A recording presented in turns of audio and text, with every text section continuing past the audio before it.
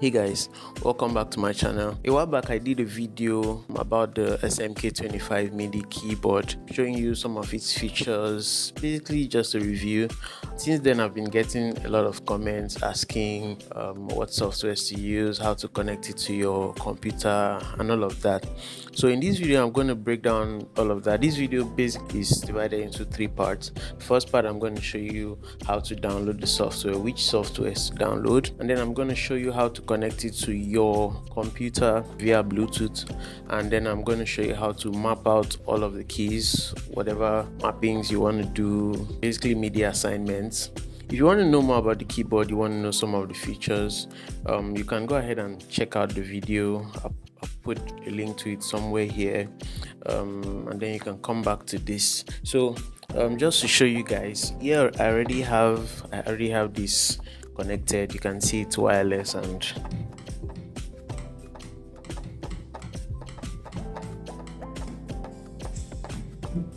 everything works perfectly. So let's dive right in. I'm going to show you. So guys, the first thing we're going to do is to download the SMK25 software, the edit software. This software is going to allow us to change parameters, to basically do everything we want to do, the mappings, everything. First thing you want to do is click the link in the description. It's take you to this website. So when you get here, it's going to open like this, and then you have to hover and click on PC software. Now there are a few things we should note. One is that the PC software connects the device using a USB cable. If you want to make any changes on the keyboard, you have to go back and connect with the MIDI cable to be able to have access to the device. You cannot make changes to the device using Bluetooth. And then for Windows users, yes, for Windows users, you need to download this Synco connector. Now you go to other softwares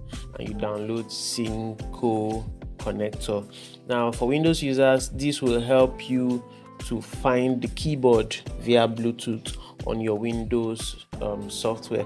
I don't have a Windows device laying around. If not, I would have done a video for Windows users, but then I think every other process is the same, just apart from the major connecting the keyboard to your computer.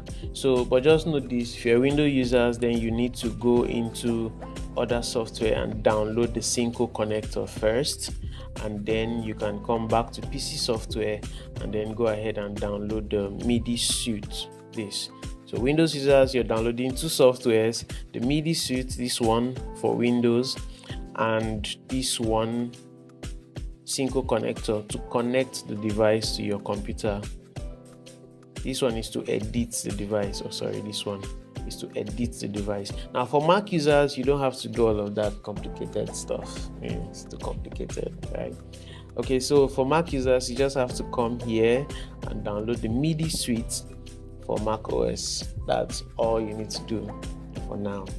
Okay, so yeah, you can go ahead and download it. I already downloaded mine like several months ago, so so I'm not going to download it in this video. So after downloading that, then you should have it show up here on your app. Of course, you have to install it, then you have it show up on your app. So that's about downloading the software. Let's move on to connecting the software via Bluetooth. You need to come to audio MIDI setup. Now this comes natively on your Mac. Every Mac user has this, so you don't need to download anything to get to this. So of course you need to click on the audio MIDI setup, open it up.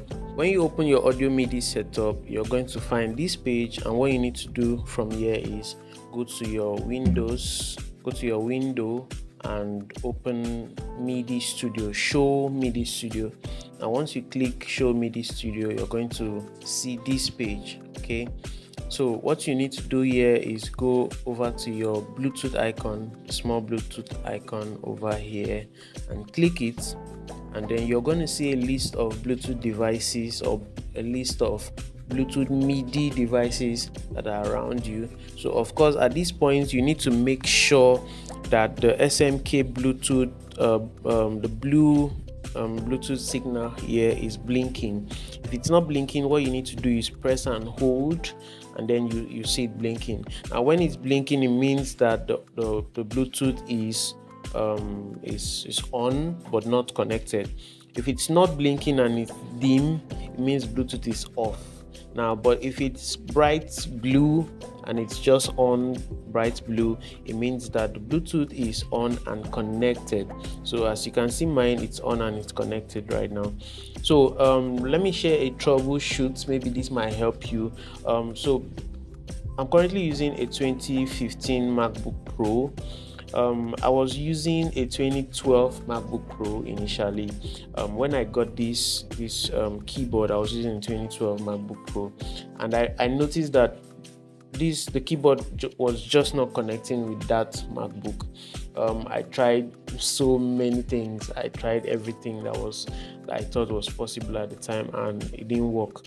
So I still don't know why it didn't connect, but I suspected that the Bluetooth of the computer was a bit too old, since it was a 2012. That's more than 10 years. So I suspected that the Bluetooth was just too old to connect, because at some point the airdrop in that computer wasn't even working anymore. So I mean, so if you use a device like that and you realize that the Bluetooth is just not finding the keyboard, the SMK, then I think what you need to do is upgrade your MacBook Pro, get something a lot more recent. Okay, so right here you can see that the SMK is visible, and what you need to do is click your connect. If yours is not already connected, then just click connect, and the keyboard is automatically going to connect to the Bluetooth of your computer, your MacBook Pro. And that's all for this. You just go ahead and close it up. You don't need to mess with anything there. Of course, just go ahead and close all of this, and just make sure that your Bluetooth is on all the time. And whenever you turn off even if you have to shut down your computer and come up back, the Bluetooth is just going to automatically connect. So you don't need to do all of that again. So right here I'm in my Logic, and I just opened a simple drum plugin just to show you it's connected, no cables. So you can sit down in your parlor and produce from your studio.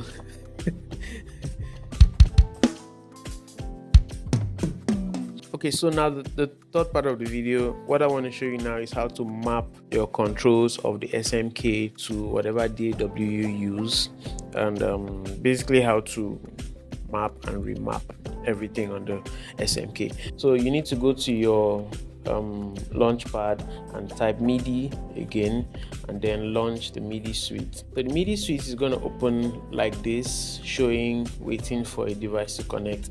Now remember, we read on the website that the MIDI suite cannot connect to the keyboard via Bluetooth, so it has to connect to the keyboard via MIDI cable.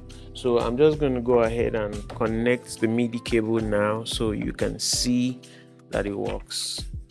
Alright, so I've connected the MIDI keyboard, and in a second this should pop. Yep, it's popped up. So what you need to do is click connect. The software already can see that it's a SMK25 version 2. So all you need to do is connect. So right now it's connected, and how you know is it's open. In fact, it will not open like this unless it's connected. So if I hit any key on the keyboard, you see the readings, it's showing you the notes, the velocity, and all whatnot. So now you have every single parameter in the keyboard. You can change anything. Okay, let me bring this closer so I can show you. Now you can see on the first page here you have pad 1 to 4. Okay, now pad 1 to 4 is 1, 2, 3, 4. Okay, the next one you have pad 5 to 8. Pad 5 to 8 is 5, 6, 7, 8. Okay, now pad 9 to 12 is the page B. That's the pad B. If you click the pad B button, you have pad 9 to 12. So this becomes 9 to 12, and the next one becomes 13 to 16. Okay, so of course the keyboard here is there are keys, the keys you play, and then your knobs, your knob 1 to 4 is your 1 2 3 4, your knob 5 to 8 is your 5 6 7 8. Now your 9 to 12 is your knob B button. You have to click the knob B button, and then as long as the knob B button is highlighted or is on, then this becomes 9 10 11 12. Okay, and the next page here becomes your 13 14 15 16. Okay, so what this means is that you have more than what you're seeing on the keyboard. So every knob and pad here has 2 pages, your pad A and your pad B. You can see the colors change, you know. So now mine are like this because I had mapped everything. Trust me, every single thing. So I had even changed the colors. You can even change the colors of the pads and save them. Okay, and also for the knobs, well, the knobs don't light up, so the only way you can know that knob B is selected is when the knob B button here is lit up. So I'm going to just show you how to change the colors. If you go back to pad 1 to 4, which is this, you can see the colors of the pads down here. Now if I click say this and I want to change the color, if you double click this, it's going to bring out this color wheel, so you can choose whatever color you want. You can even use the color picker to select any color from your desktop or even from the, let's see, it has changed. You can even go ahead and select a color from your desktop, and it has changed to that. You can even select white in the middle and you can see it has changed to white. So whatever, see, as I'm playing with the color wheel, you can see that it's changing here, right? So you can go crazy with this. You can do whatever you want, and of course you can change how you want the pads to work. Now here's something you should note. Now every single pad here can function as a switch, okay, and also as a pad. So if you go to every single pad, this applies to every single pad here. If you go over to any of the pads, let's take the first one for example, and we click here the note type or the type, you're going to find that this has note selected. Now if I select CC toggle, this becomes a switch. So this means that if I'm using this for say maybe I want this to control my mute button. If I hit this is currently on. If I hit it again, it's off. Now notice the number here changes. If I hit it, it changes to the highest, that's the 127, and if I hit it again, it changes back to 0. So this is off and this is on. Now if I go into my software and I assign this button to a mute button, or I assign this pad to a mute button, when I hit this pad, it's going to automatically mute the channel that is selected, and if I hit it again, it's going to unmute that channel. So what you need to now figure out is how to assign controls on your DAW. So this is logic. I'm not going to go into all of that, how to assign, because there are lots of videos on YouTube that will teach you to the cleanest detail how to assign on Logic or whatever DAW you use. But then in this video, I'm just going to focus on the SMK. Let's go back to our software. So basically, those are the two that I find useful: the notes and the CC toggle. Now for the momentary, the program and the MCP, I have tried to experiment with them, but I don't find it useful in my use case. So maybe when you experiment with that, you can find, if you find a use for it, please let me know in the comments. The notes and the CC toggle are what I find useful in my case. Now you can also now for the channel, try not to change this, just leave everything on channel 1. If yours is not on channel 1, then maybe you want to take it to channel 1, okay, because your MIDI channel 1 is the first keyboard you plug. The first MIDI keyboard that is running on your software uses MIDI channel 1, so everything should just run on your MIDI channel 1, okay. So now for your notes, you can basically make every single pad here to play any note at all you want. So I'm going to show you how to do that. Okay, so if you select your notes, you can, okay, this will not open up, but you can use the arrow, the up and down arrow here to go to whatever note you want. So right now it's on my C#2, and my C#2 currently has a rim shot. You can hear the rim shot on it. So now it's sounding double because the Bluetooth is connected and the cable is also connected. So right now I'm sending two signals to my DAW, the Bluetooth signal and the MIDI cable signal. But of course I can't, if I disconnect the MIDI cable, it's going to close this app. Yeah, so my C#2 currently has a rim shot sample, and you can tell by the sound of that. Now this pad is also linked to this. So if I hit this pad, you can see that it's the same rim shot. Okay, now if I want to make this pad to play the kick, which is on the C, okay, all I have to do is just click down, and I'm currently on the C2. Now this pad automatically plays what's on the C2, which is the kick. It was playing a rim shot, it's now playing a kick. So it's that simple. All you need to do is figure out where you want or what key you want the pad to play, and figure out what key that is. This, for example, is a C3 and it's playing a thumb. So if I want my pad to play this thumb, I just have to figure that this is a C3, and then I have to go up until I get to a C3. Yeah, and it's now a thumb. So this applies to every single pad. You can make any pad play any notes you want, and of course you can change the colors, to whatever you want. I'm just going to return mine back to C#2 because you get why. All right, so now for the keyboard, I wouldn't recommend you change anything on the keyboard because you don't want to mess with this, so just let that stay. Okay, so now for the knobs also, I suggest you let them stay with the CC. Basically there's really not much to change here, but then the one thing that I find useful is I can assign each and every knob here to do something in my DAW. Now initially like I told you this, I haven't really fully set up this MacBook. So but in my other MacBook, I had assigned this to be a volume control. So whatever channel that is selected, this first knob automatically controls the volume of that channel.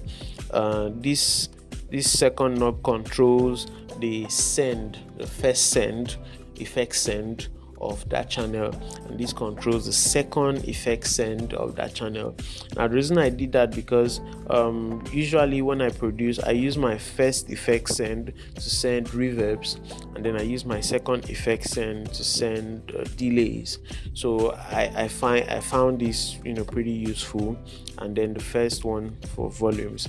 Every other one wasn't useful to me. I felt like these three just did the job. Okay, so but if you have use for every single knob, great. Okay, every other thing is standard: pitch bend, modulation wheel, and yes, you can also assign your play and stop buttons. Okay, I'm just going to show you how to do that real quick. All right, now this is how to make your play and stop buttons work with your DAW. Of course your record also works. So I'm going to show you how to do this for Logic. I don't know how to do this for every other DAW, but here is something that might be useful to you if you're not using Logic Pro X. Now for Logic Pro users, go to your file and then go to your project settings, okay, and general. Okay, so what you want to do is actually go to synchronize, not general, synchronize.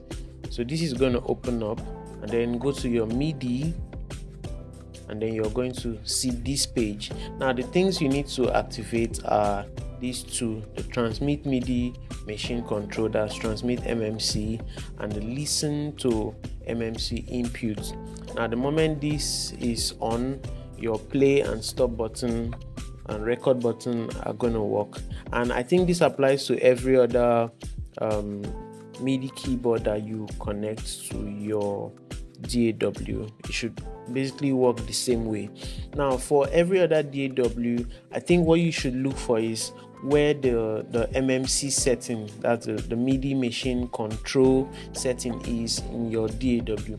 If you're able to figure out where the MMC setting is on your DAW and you're able to turn it on, then this should work fine for you. Okay, so of course now we're done with all the setups, and yes, you can save your configuration. Now after all of what you have done, all your settings, you can go ahead and save it. Now when you save your configuration, you select which preset you want to save it to, and when you save, it shows you save config successful. Now you can go ahead and export this configuration so that you can save it in a file and maybe back up to your drive. So maybe for whatever reason you need to get a new OS or whatever reason, or you need to work with a new computer, you can just select this file. I'm just going to go ahead and name it SMK config1. Export success. That's it on my desktop, SMK config1. Now you can go ahead and load this file anytime you want. If maybe for any reason you have restarted your computer or you want to load this into another computer, you need to just go to import config, and it's going to open your dialog, and all you need to do is figure out where you saved it and boom, open, and that will just open. Okay, of course you can factory reset if you want. That's pretty much it. That's pretty much it about the SMK25. If you enjoyed this video, hit the like button. Let me know your thoughts. If you have any other questions as regarding the SMK25, leave it in the comments and I'll respond as quick as I can. Alright guys, I hope this helped. Cheers.